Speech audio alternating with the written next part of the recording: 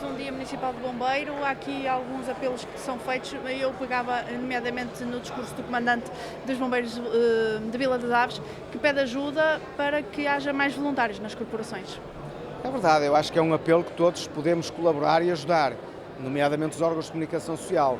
Nós temos mesmo que começar a angariar mais voluntários para os corpos de bombeiros.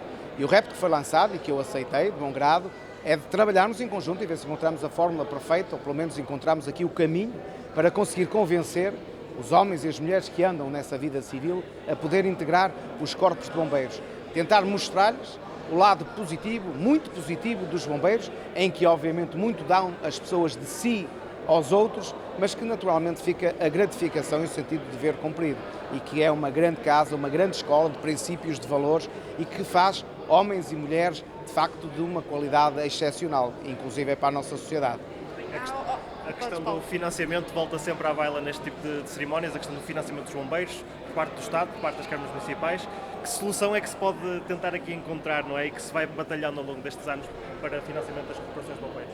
Bem, eu acho que hoje que ficou patente que os bombeiros estão, ou melhor, dito de outra forma, nunca estão satisfeitos com os financiamentos que têm, sejam eles de onde forem, mas ficou patente aqui uma certa satisfação, até um reconhecimento, palavras de reconhecimento em relação à Câmara Municipal, quer pelo financiamento que é dado e com a subida do subsídio que foi feita ou melhor, quando entrei para Presidente da Câmara, inclusive do repto que me foi feito há um ano atrás, de constituírem uma segunda equipa de intervenção permanente, uma segunda equipa em cada um dos corpos de bombeiros, em que já estamos a falar de cerca de 217 mil euros de investimento da Câmara Municipal para apoio aos corpos de bombeiros, para fazer face exatamente a este problema que existe de falta de voluntariado e que tem que ser colmatado com profissionais e onde a Câmara Municipal, mais uma vez, disse presente. Mas é óbvio que o financiamento tem que ser muito discutido com o Governo, com os sucessivos governos. É preciso que, de uma vez por todas, se encontrem aqui formas de financiar. Aliás, permitam-me que vos diga, eu acho que, mesmo naquele dinheiro que todos os municípios, inclusive de Santiço, deixam ficar, para vos dar um exemplo, nas suas apólices de seguro, seja de casa, seja dos carros, e que revertem a favor do Estado, do Governo Central, que depois chega via Autoridade Nacional de Emergência e Proteção Civil aos bombeiros, não corresponde àquilo que é o investimento dos nossos municípios. A gente também sabe que temos que ser solidários com os municípios que têm menos pessoas. Ok, a gente também será solidário, mas pelo menos façam chegar uma boa parte desse dinheiro aos nossos municípios, façam chegar às nossas corporações de bombeiros, porque também são eles que têm mais gente, que têm, porventura, por ter mais gente, mais acidentes, têm mais incêndios e por isso têm mais custos e por isso têm que fazer face a estes custos e tem que haver uma fórmula aqui diferente, mais eficaz, mais transparente e que de facto corresponda à realidade do trabalho de cada uma das corporações de bombeiros, que, como sabem, tem sido imensa, excelente. Há pouco referia a pandemia, mas podia falar da pandemia, podia falar-vos dos incêndios urbanos e industriais, de tudo que são acidentes que existem, de tudo que é incêndios, porque de facto eles têm vindo a fazer uma aposta que me parece claramente ganhadora e que deve ser constante, que é uma aposta na formação. Nós não podemos ter socorro com qualidade se não tivermos as pessoas bem formadas. É isto que eles têm feito a aposta. Foi por isso que eu também me deixei disponível para dialogar ainda mais com eles, para estreitar laços, para continuarmos a apostar nessa formação, para continuarmos assim a manter o nível e o grau de excelência de socorro dos bombeiros do nosso município, que aqui, uma vez mais, em nome do município, agradeço e reconheço que, de facto, temos que estar gratos a quem nos serve e a quem nos dá muito de si em prol dos outros. Espero que as associações humanitárias aproveitem esta janela de oportunidade aberta pelo representante da Liga quanto à terceira AIP.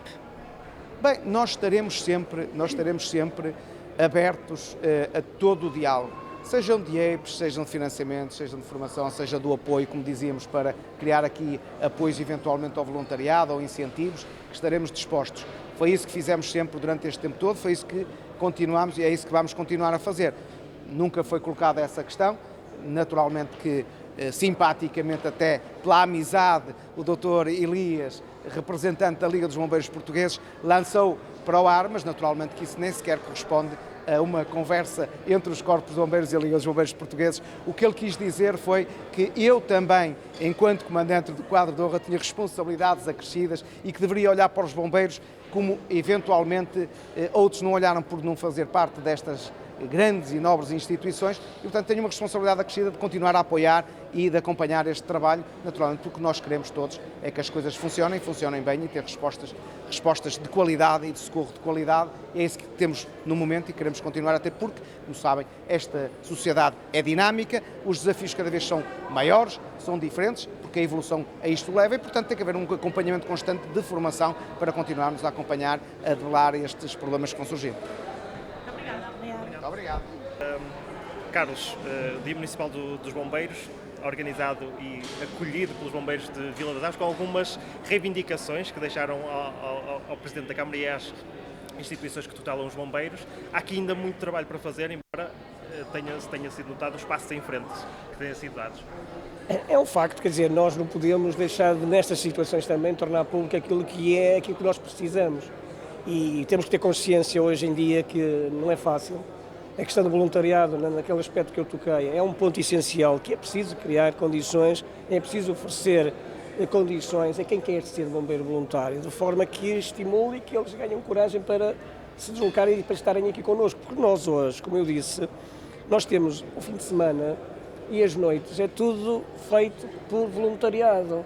E nós corremos o risco, muitas vezes, de poder não dar a resposta que seria necessária. Nós, por exemplo, saíram 2 ambulâncias. Para uma terceira, às noites ou ao fim de semana, é muito complicado. Muitas vezes consegue-se.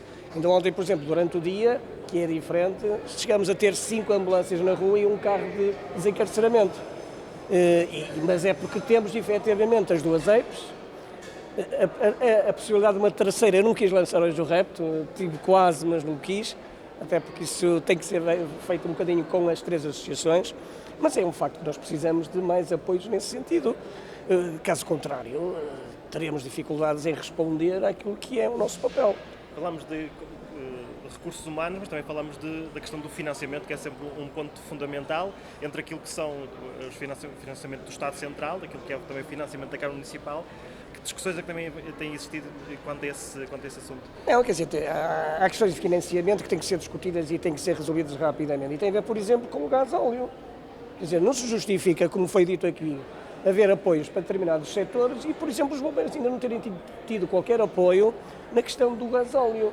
Eu posso-vos dizer, por exemplo, desde janeiro, na primeira remessa que comprei este ano de cerca de 2.000 litros, em fins de março, os mesmos 2.000 litros custaram 760 euros.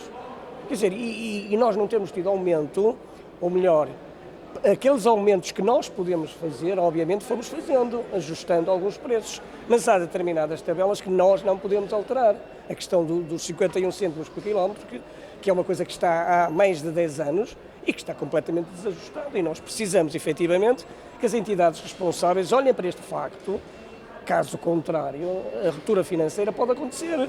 Nós temos tido, felizmente, um equilíbrio financeiro, porque vimos lutando há alguns anos, mas temos que ter em conta, por exemplo, que temos uma clínica de fisioterapia que nos permite equilibrar muito a questão financeira. Caso contrário, teríamos muitas dificuldades em cumprir com aquilo que é o mínimo necessário. Carlos, obrigado. Muito obrigado.